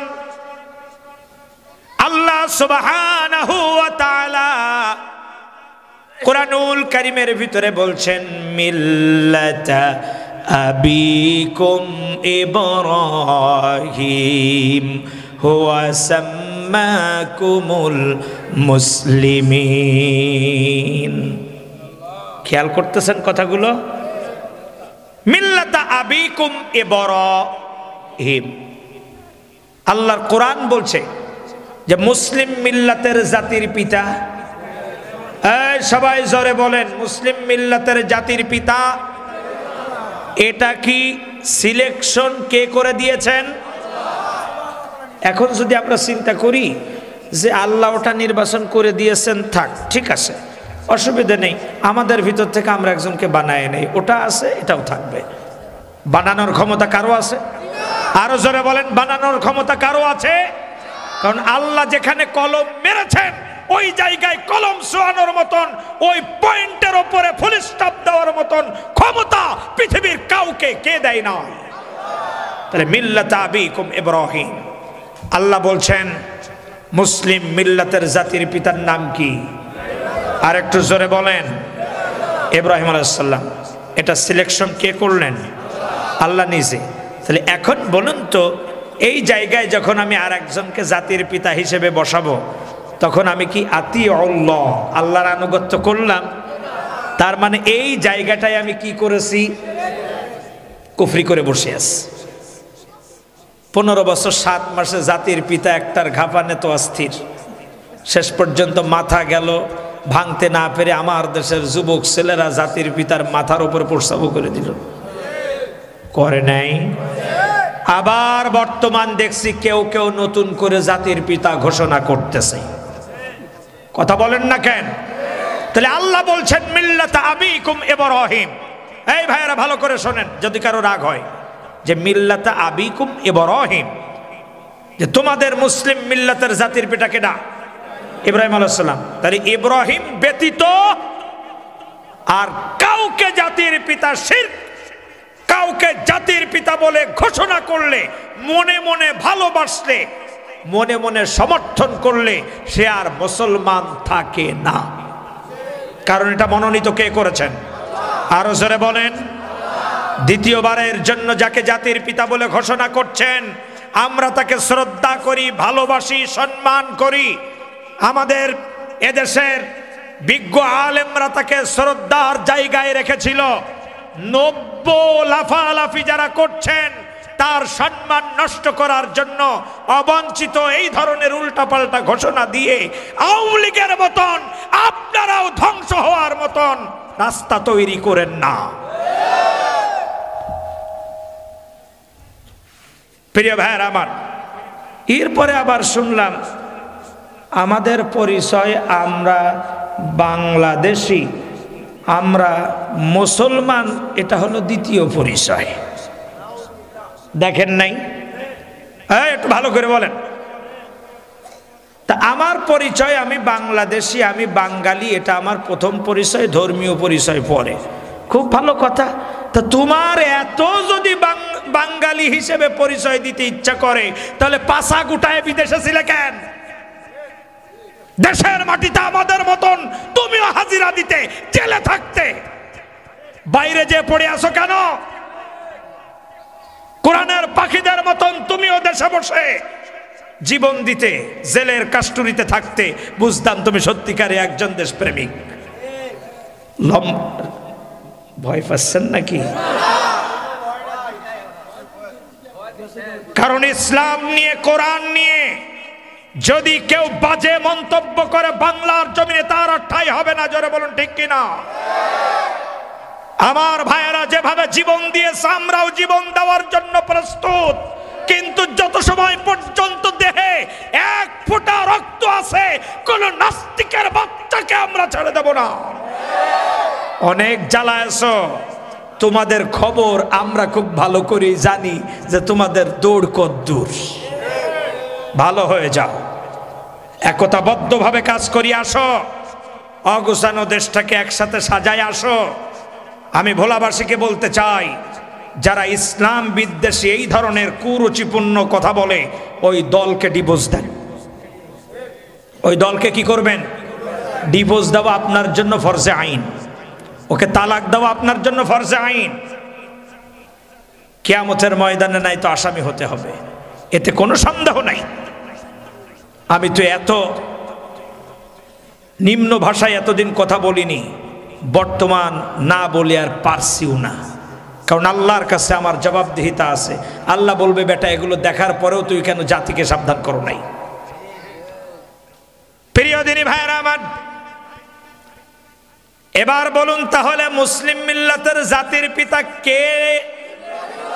আরো জোরে বলেন। যদি কেউ বলে আজকের থেকে জাতির পিতা অমুক, এর আগে যেটা ছিল ওটা বাদ, তার মানে বোঝা গেল ইব্রাহিম আলাইহিস সালামকে বাদ দিয়ে যারা এই জাতির পিতা কাউকে বানাবে ওটা কি করলো? হুয়া সাম্মাকুমুল মুসলিমিন, আল্লাহ আপনার আমার নাম রেখে দিয়েছেন। আমরা কোন জাতি? আরো জোরে বলেন। আমরা মুসলিম জাতি। এটাই হলো আমাদের প্রথম পরিচয় যে আমরা মুসলমান, আমার রব এই নাম আমাকে রেখে দিয়েছেন। আর 2 নাম্বার পরিচয়, আমরা হলাম বাংলাদেশি, বাঙালি নই। কথা বুঝে আসছে? 2 নাম্বার পরিচয় কি? বাংলাদেশি, বাঙালি নই। আসুন, শরৎচন্দ্র চট্টোপাধ্যায় এনার একটা লেখা বই, এখানে যারা মুরব্বী আছেন তাদের পড়ার কথা। এটা একসময় ইন্টারমিডিয়েটে কম্পালসারি সাবজেক্ট ছিল। বইটার নাম হলো শ্রীকান্ত। কেউ পড়েছেন শ্রীকান্ত? লেখককে শরৎচন্দ্র চট্টোপাধ্যায়। তিনি লিখতেছেন এর 2য় খণ্ডে, একদিন বিকেল 4টায় মুসলমান এবং বাঙালিদের হাডুডু খেলা অনুষ্ঠিত হয়েছে। কথাটা কি বুঝতেছেন ভালো করে? মুসলমান এবং বাঙালিদের হাডুডু খেলা অনুষ্ঠিত হয়েছে। এখানে প্রশ্ন হলো যে মুসলমান কারা আর বাঙালি কারা? প্রশ্ন আছে কি না? উনি ব্র্যাকেটে, যেখানে বাঙাল শব্দটা আসছে ওখানে ব্র্যাকেটে দিয়েছেন হিন্দু। তার মানে বাঙাল বলতে কাদেরকে বোঝানো হয়েছে? এখানে যারা ইন্ডিয়ায় গেছেন, ইন্ডিয়ায় আমি বিভিন্ন জায়গায় সফর করার কারণে একবার বৌদ্ধডাঙ্গা বলে একটা জায়গা আছে, আমি ওদিকে ঢুকবো একটু ঘুরতে, তা বলছে হুজুর আপনি অন্তত ওই এলাকায় যাবেন না। এর আগে একবার আপনাকে ছাড়াই নিয়ে আসছি, 4 জন মুসলমান হওয়ার কারণে এবার গেলে কিন্তু আপনার ওরা মেরেই ফেলবে, ওই এলাকায় আপনি ঢুকবেন না। হ্যাঁ, খুব ভালো, ঢুকলাম না। কারণ কি? বলছে ওই এলাকাটায় মাত্র 32 ঘর মুসলমান আর সব হলো বাঙ্গাল। তার মানে মুসলমান কয় ঘর? বাদ বাকি সব বাঙালি, সব হলো বাঙ্গাল। ইন্ডিয়ার যে সিরিয়ালগুলো চলতো বাংলাদেশে, ভোলাই শুধু ছিল না, দ্বীপ জেলা বিধায় জি বাংলা, স্টার জলসায় কি ভোলাই ছিল? এ নদী পার হয়ে আসলো কেমনে?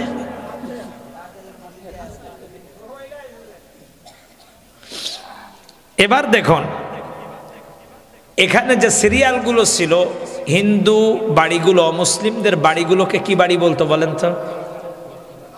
একটু জোরে বলেন। যাক, তার মানে বোঝা গেল আপনারা এই নাটক দেখতেন, আর তো বললেন কেমনে? বলতে পারেন হুজুর আপনিও বা বললেন কেমনে, তাহলে আপনিও দেখেছেন, তাই না? এই অমুসলিমদের বাড়িগুলোকে বাঙাল বাড়ি বলা হতো। এবার বলুন, শরৎচন্দ্র চট্টোপাধ্যায়ের উক্তি অনুযায়ী যদি আমরা ওটাকে ধরি যে হিন্দু ভাইদেরকে বোঝানো হয়েছে, তাহলে যদি কাউকে বলা হয় বাঙালি জাতির পিতা, তাহলে মিনিংটা আসে কি? একটু জোরে বলেন। তার মানে 15 বছর 7 মাস যারা একজনকে জাতির পিতা বানায় রাখছিল, আমরা সর্বশেষ 15 বছর 7 মাস পরে জানতে পারলাম তার আসল পরিচয়। কথা বলেন না কেন?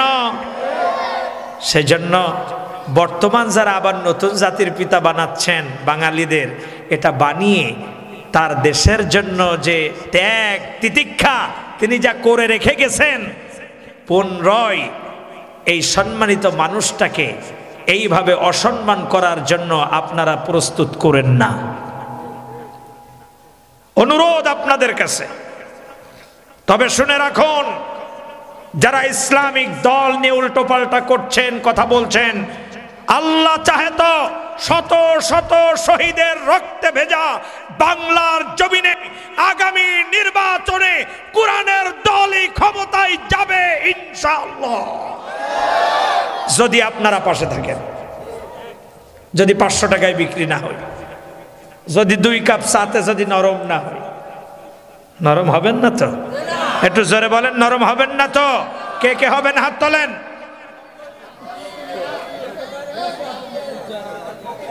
বোঝে নাই, বোঝে নাই।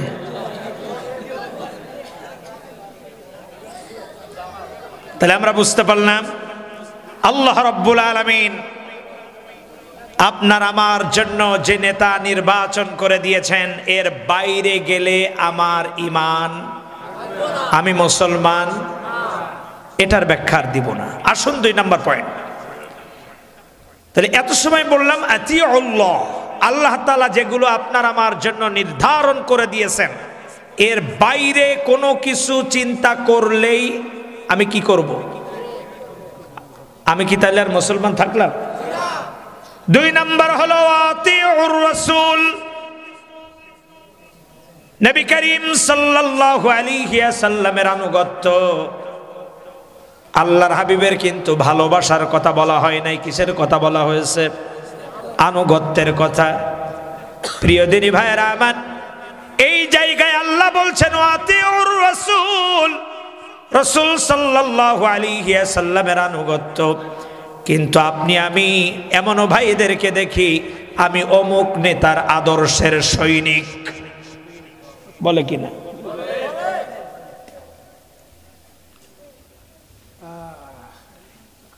যখনই এই কথা বলবেন আপনার ঈমান শেষ, আপনার ঈমান শেষ। ওয়াতিউর রাসূল, রাসূল সাল্লাল্লাহু আলাইহি ওয়াসাল্লামের আনুগত্য আর থাকলো না। আমরা কেউ বলতেছে আমি এরশাদ চাচার আনুগত্য করি, সে আমার আদর্শের সৈনিক। জিয়াউর রহমান সাহেব আমার আদর্শের সৈনিক, শেখ মুজিবুর রহমান সাহেব আমার আদর্শের সৈনিক। রাগ করতেছেন নাকি? এই কথা কি আমরা শুনে আসতেছি না? আর আল্লাহ কোরআনে বলছে ওয়াতিউর রাসূল, তুমি আনুগত্য করবা কার? লাকাদ কানা লাকুম ফি রাসূলিল্লাহি উসওয়াতুন হাসানাহ, তোমাদের জন্য উত্তম আদর্শ আমি কার ভিতরে দিয়ে দিয়েছি?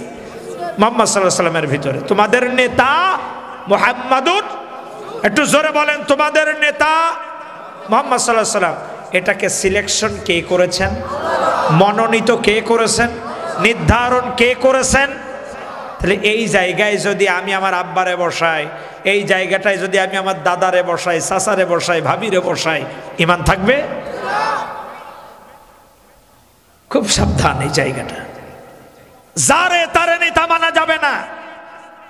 ইসলামের বিপক্ষে কথা বলছে আর আপনি মনে মনে চিন্তা করতেছেন একটু নেতা মানলে সমস্যা কি, 2 টাকা আইতো হলো, 2 পয়সা আইতো হলো, কিন্তু আপনার ঈমান কি হয়ে যাচ্ছে? আমরা এই নেতা মানার ক্ষেত্রে এলোমেলো করছি কিনা? আর একটু জোরে বলেন, করেছি। এখনো করতেছি কি না। ইউটিউবের বক্তব্যের মাধ্যমে, মিডিয়ার মাধ্যমে কুরুচিপূর্ণ যে সব বক্তব্যগুলো নেতারা দিচ্ছে, আমি ওই ভাইদেরকে বলবো আপনার ইমানি দায়িত্ব হলো ওই নেতার দল পার্টি ছেড়ে কোরআনের দলে চলে আসা। কারণ কিয়ামতের ময়দানে এই নেতারা আপনাকে বিপদে ফেলবে। আপনি যখন কিয়ামতের মাঠে উঠবেন, আল্লাহকে বলবেন, আল্লাহ আমাকে তো ও ডাকছিল তাই ওর সাথে গেছি, ও আমাকে জাহান্নামী করছে, আল্লাহ যত বিপদ আছে ওর উপর দিয়ে দাও। এই নেতা সেদিন ডাক দিয়ে বলবেন, রব্বুল আলামিন ও আমার নামে মিথ্যা কথা বলছে, ও আল্লাহ ওকে কি আমি কোরআন দিয়ে ডাকছিলাম নাকি? ওকে তো আমার জন্য আমি ডেকেছিলাম, ওকে তো কোরআন দিয়ে ডাকি নাই, ওকে তো হাদিস দিয়ে ডাকি নাই, আমি আমার দল পার্টির জন্য ডেকেছিলাম, কোরআনের জন্য ওকে আমি আহ্বান করি নাই। ও আজকে আমার দোষ দিয়ে বাঁচার চেষ্টা করছে, আল্লাহ হবে না। আল্লাহ তাআলা ডাক দিয়ে বলবেন, তুমি কর্মী ছিলে আর তুমি নেতা ছিলে, কেউ ছাড় পাবা না, একসাথে জাহান্নামে ঢোকো। ও আমার দিনী ভাইরা রে, আপনাদের কাছে শুনতে চাই, সামান্য 2-2.5 মিনিটের দুনিয়ায় ওই ধরনের কোরআনের সংবিধান মেনে যে সব দলগুলো না চলে, এই দল পার্টি করে কি আখিরাতে জাহান্নামে যেতে চান নাকি? আর একটু জোরে বলেন।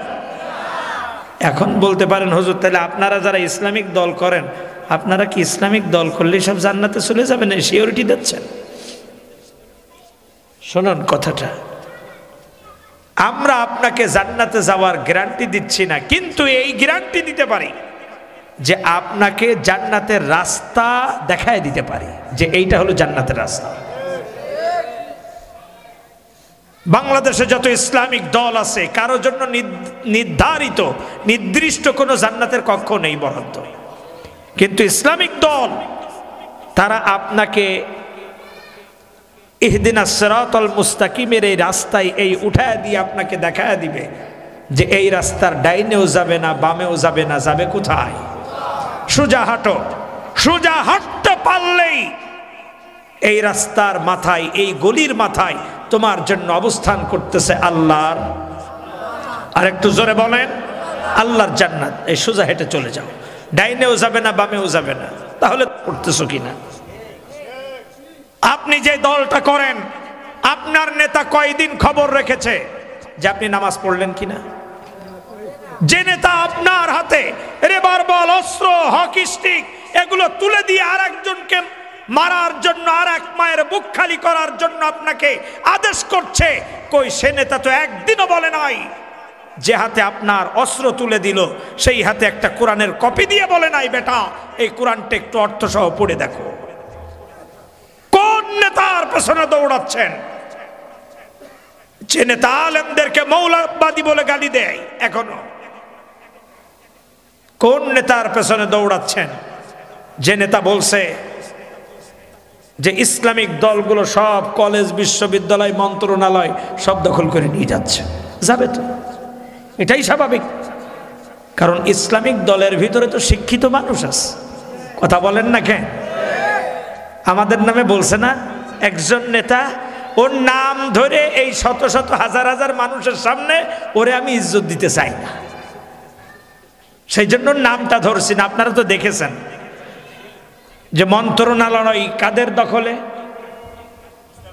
ইসলামী দলের দখলে। বিশ্ববিদ্যালয়ের ভিসি সব তাদের, ব্যাংক, কলেজ, স্কুল সব তাদের দখলে চলে গেছে, যাবেই তো। কারণ এর দ্বারা প্রমাণিত হয় মেধাবী, যোগ্যতা সম্পন্ন, ভালো মানুষ গড়ার কারিগর ইসলামিক দলের ভিতরেই আছে। আর তোমরা দখল করছো কি? ঘাট, কাউন্টার, হাট বাজার, দোকান, এইগুলো তোমরা দখল করছো, কারণ ওই জায়গার যোগ্য তোমরা। এজন্য রাগ করতেছেন? এটাই বাস্তবতা। আজকের উপদেষ্টা মণ্ডলী যারা আছে তারা চাচ্ছে দেশটাকে সংস্কার করে, সুন্দর করে, মেধা অনুযায়ী যে যে জায়গার যোগ্যতাকে সেই জায়গায় দিতে। আর এক শ্রেণীর মানুষ দেখতেছে যে মেধা দিয়ে যদি ওখানে যায় তাহলে আমরা তো বাথরুমের দারোয়ানগিরিটাও থাকবে না। রাগ করতেছেন নাকি? বিগত দিনে ক্লাস 5 পাস হাই স্কুলের সভাপতি আমাদের খুলনায় ছিল, আমি ভোলার কথা বলছি না। 8 পাস কলেজের সদস্য ছিল না? এরা চায় এই বাংলাদেশটা আবার সেইরামি হোক। আচ্ছা বলুন তো, অযোগ্য লোক যদি একটা কলেজের সাপোজ একজন সদস্য হলো, মনে করেন 8 পাস একজন কলেজের সদস্য হলো, ডিসি সাহেবের সাথে একটা মিটিংয়ে বসলো। ডিসি সাহেব দেখা গেল 5টা কথার ভিতরে 3.5টে বলছে ইংরেজি আর 2.5টা বলছে বাংলা। ও কি বুঝবে? কথা বলেন না কেন? তাহলে বিপদ আছে না নাই? শুধু বিপদ না মহাবিপদ? মানে অবস্থাটা কেমন হবে জানেন? একজন ইসলামের কথাবার্তা শুনে চিন্তা করেছে আজকের থেকে একদম ভালো হয়ে যাব, লম্বা টুপি, লম্বা জামা, পাগড়ি এগুলো পরে চলব। এখন বাজারের এক মসজিদ গেছে বেচারা নামাজ পড়তে। গেছে কি করতে? নামাজ পড়তে। এখন নামাজে দুর্ভাগ্যজনক ইমাম সাহেব উপস্থিত নাই। নামাজ পড়াবে কে সেই লোকটা খুঁজে পাওয়া যাচ্ছে না। এখন এই লোকটা যেই না ঢুকছে পাঞ্জাবি পায়জামা পাগড়ি পরে, মুসল্লিরা বলছে যাক আল্লাহ আমাদেরকে বাঁচাইছে, ইমাম একটা পাইছে। বাইরে তুমি সামনে যাও। ও আসলে কি কিছু জানে? জানে না। এখন ও বলতেছে ভাই দেখেন বিশ্বাস করেন আমি কিচ্ছু জানি না। বলে যারা বেশি জ্ঞানী তারা এই কথাটাই কয়। যারা বেশি জ্ঞানী তারা এই ধরনেরই কথা বলে, এটা আমরা জানি, কোনো কথা নেই, আপনি সামনে যান। এখন ঠেলে দেশে সামনে পাঠায়। ও বেচারার শুধুমাত্র সূরা নাসটাই মুখস্থ ছিল। কোন সূরা? সূরা নাস। ও এটাও জানে না যে সূরা নাস দিয়েও কয় রাকাত পড়ানো যায়, 3 আয়াত করে 2 রাকাত পড়ানো যায়, ওর সেই জ্ঞানটাও নাই।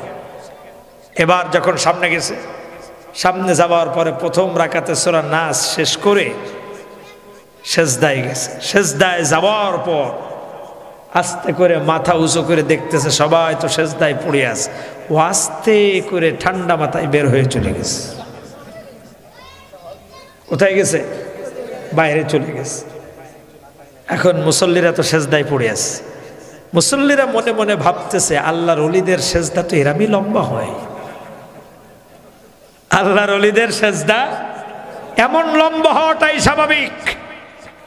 এর ভিতরে মতন আমাদের মতন যদি কেউ একটা থাকে, ও আস্তে করে মাথা উঁচু করে বলতেছে এই তোরা মাথা উঠা করিস না কেন? একজন কোনার থেকে বলতেছে আল্লাহর ওলির সেজদায় আছি, কথা কইস না। বলছে আল্লাহর ওলি সে লৌহে মাহফুজে চলে গেছে, তুই মাথা উঠা। সে গায়েব হয়ে গেছে অলরেডি লম্বা সেজদার মধ্যে। এখন মনে করেন এরাম যদি কেউ ইমামতিতে দাঁড়ায়, আপনারা কি তার পেছনে নামাজ আদায় করবেন? আর একটু জোরে বলেন, এরাম কেউ যদি সামনে দাঁড়ায় তাহলে আপনি কি তার নেতৃত্বে নামাজ পড়বেন? তাহলে আপনি মসজিদে, আচ্ছা সাপোজ মনে করেন আজকেরে আমি যদি এখানে ফজরের নামাজের ইমামতি করতে আসি, অথবা মাহবুব ভাই রাতে কোনো কারণে দাড়িগুলো কেটে ফেলছি, নামাজ পড়বেন না কাল ফজরের আমার পেছনে? কাল ওয়াজ শুনবেন আমার? তাও তো শুনবেন না। কেন? তোমাকে ভালো মনে করছি না, কিন্তু তুমি তো আসলে ভালো না, তোমার পেছনে নামাজ হবে না। দেখা গেল মাহবুব ভাই নামাজে আসছেন, মনে করেন দাড়ি মস্তুস কিচ্ছু নাই ফজরের সময়। এই এলাকায় যে মানুষটা নামাজ ঠিক মতন পড়ে না, ও যদি ফজরে আসে পেছন দিয়ে জামা টেনে বলবে যে তোমার পেছনে আর নামাজ পড়ো না, বাড়ি যাও। আর একজনকে দিয়ে বলবেন তুমি পড়াও। কথা সত্য না মিথ্যা? গেল একটা। এবার আসুন, যদি এমন হয় যে ইমাম সাহেব বিড়ি টানে, তার পেছনে নামাজ পড়বেন? কেন পড়বেন না? বিড়ি খাইতে। আচ্ছা যদি এমন হয় ইমাম সাহেব দান বাক্সের টাকা চুরি করছে, ইমামতি থাকবে? যদি এমন হয় যে ইমাম সাহেবের স্ত্রী বেপরদায় চলে, তার পেছনে নামাজ পড়বেন? মেয়ে যদি বেপরদায় চলে তাও পড়বেন না। যদি ভাই খারাপ কাজ করে তাও বলবে উনি লম্বা লম্বা কথা কয়, ওনার ভাই তো মদ খায়, বলবে কি না?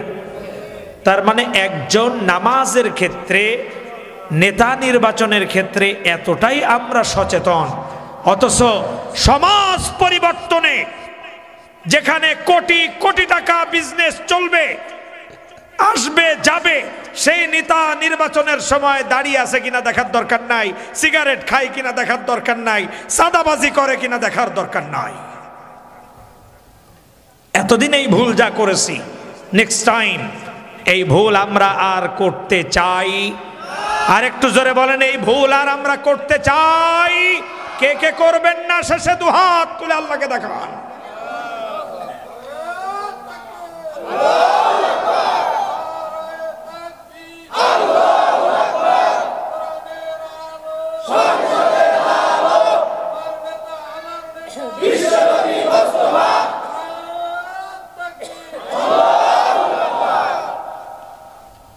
আজকের মাহফিল তখনই সার্থক হবে যখন আমরা একতাবদ্ধভাবে আজকের এই আলোচনাকে বাস্তবায়ন করব ময়দানে। কোন জায়গায়? একটু জোরে বলেন। এবার দেখুন, আল্লাহ বলছেন তোমরা নেতা নির্বাচনের ক্ষেত্রে আর আল্লাহর আনুগত্যের ক্ষেত্রে যদি তোমরা গাফেল হও, যদি দূরে থাকো, ওয়ালা তুবতিলু আমালাকুম, তোমাদের সমস্ত আমলগুলো তোমরা নিজেরাই ব্যর্থ করে দিলে, নষ্ট করে দিলে। কথা কি বুঝতেছেন? তাহলে আমি যদি কোনো গাঁজাখোর, মদখোর, লম্পট, চরিত্রের কোনো বালাই নাই, এই ধরনের নেতার পেছনে যদি যাই, তাহলে ওয়ালা তুবতিলু আমালাকুম, আমার আমলগুলো আমি নিজেই নষ্ট করলাম। ঘোষণাকার? আর জোরে বলেন, আল্লাহর ঘোষণা। আল্লাহ বলতেছেন তুমি তোমার নিজের আমল নিজেই নষ্ট করছো। তাহলে এই ধরনের নেতার পিছনে সিল মারা, আরো জোরে বলেন, যাবে না। এই ধরনের নেতার প্রশংসা করা যাবে না। যে চোর তাকে কি বলতে হবে? চোর বলতে হবে। যে ডাকাত তাকে ডাকাতি বলতে হবে। যে কোরআনের মুখে বলি একরকম, কাজে যে আর এক রকম। এই জন্য আল্লাহ তাআলা বললেন, ও নবী, আপনি মেরাজ থেকে যাওয়ার পরে বিশ্ববাসীকে জানিয়ে দিবেন, লা তাজআল মা'আল্লাহি ইলাহান আখার ফাতাকউদ মাযমুমান মাখযুলা।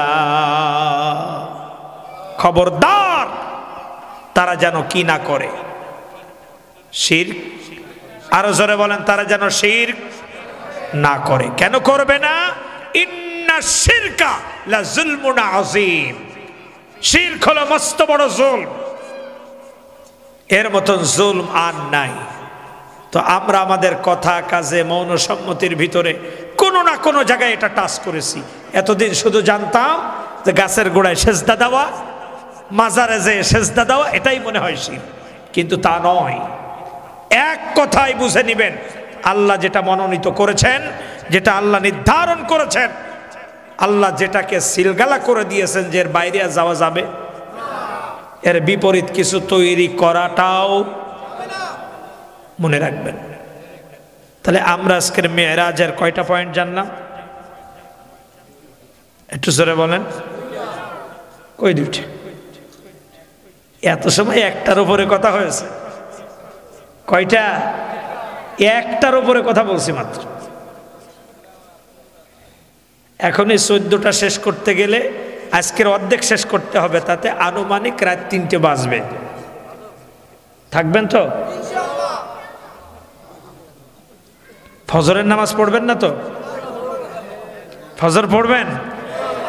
এরপরে যদি রাত জাগা হয় তাহলে ঠিক মতন কিন্তু ফজর হবে না। আপনাদের হবে তো? আমি আরো কিছু সময় যদি কথা বলি, আপনারা ফজরের নামাজ ঠিক মতন পড়বেন? কে কে পড়বেন না হাত তোলেন তো। থাক, আজকের আর থাক, আগামীকাল একটু তাড়াতাড়ি আসেন। 10:30 যেহেতু বাজে, এখনো মোনাজাত আছে, কেউ তবে জায়গা থেকে কেউ উঠবেন না। এবার কিছু কথা শুনুন।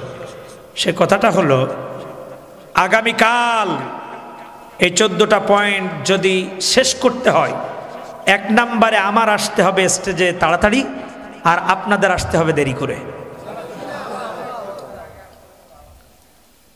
উভয়ের কি হতে হবে?